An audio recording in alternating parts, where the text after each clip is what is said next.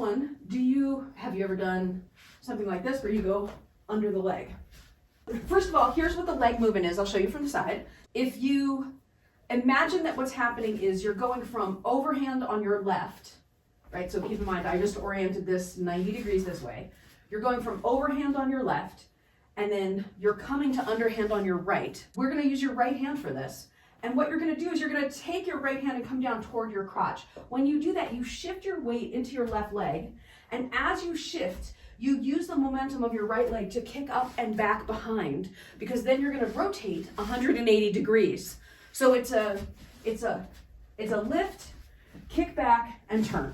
And then you face the other way.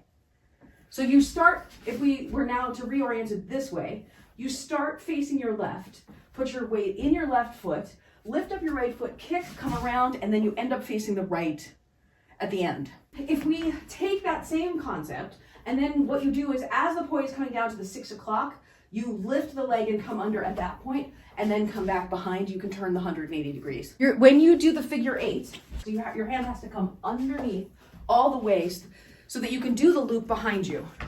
Right now what's happening is you're kind of doing like a wimpy, isolated loop behind your butt, as opposed to like the full circle. And then you're coming out at sort of this angle, versus, remember, you should be coming out here on the right plane facing the right side. I don't know how to emphasize this without it sounding lewd on a certain level, but really get your hand in your groin, because you really want your hand as close to your crotch, and then you're giving yourself, basically, it's like a reverse reach around, right? You're trying to get underneath you so that you can do the whole loop. What's happening is, as you're getting to the bottom of the rotation when it comes underneath your butt, you're slowing down, so you're losing tension on the leash.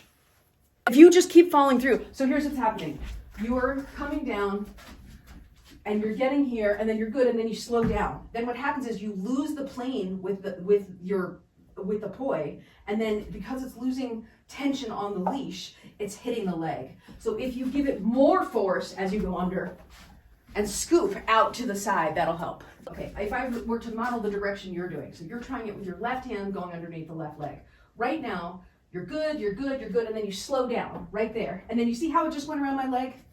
That's what's happening. It's doing that because you're not emphasizing the acceleration at the bottom of the turn to push it out that way. You know what? I'm doing a heel pivot.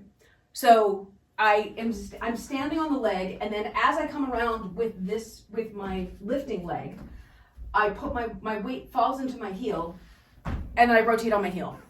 Just follow through, and then do this. So when you come out, your underhand here, just keep falling through so that you keep maintaining the momentum. We're just gonna give you the whole thing. So you're here, you step into your right leg, you come under the left, your underhand's here. Now take this one and come up over the top like that and do the high part of the chasing the sun. Yes, so we'll do the low part under the leg, turn, do that heel pivot, come out underhand, come up over the top. Or an alternate choice, there's multiple alternate choice. Another way you can do this is in a standing position where you lift and the motion is more subtle. And you stand in the same place and you just do the movement under the leg. And that's true for left or right. Same technique. Here's the thing to remember with this one. Your entry point is going to, so if I'm doing my right hand, my leg is in front of my other leg, so there's an opening to slip the poi into, but then it moves back behind so that there's an exit on the other side like this.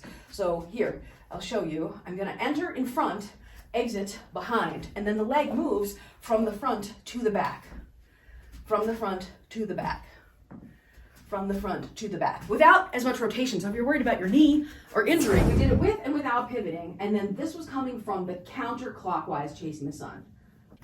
I call this a waist-high transition or waist-high reel, a front to back figure 8.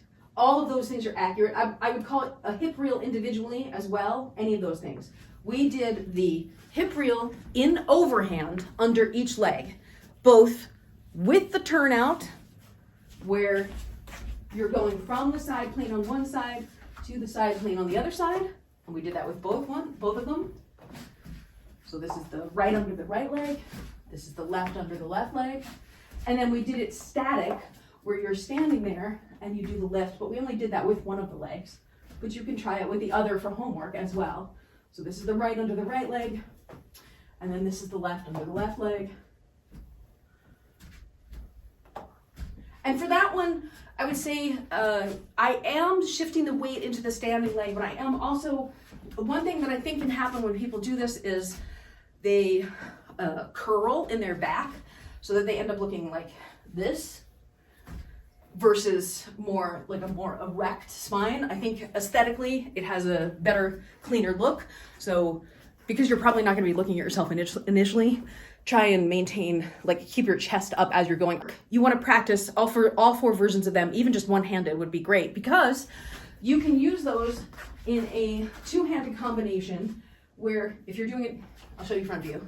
If you're doing an overhand butterfly, you can go under one, back to your butterfly, go under the other, back to your butterfly, bum, bum, bum, bum, bum, bum, that sort of thing. So you don't have to use it just in the chasing the sun, as another possibility.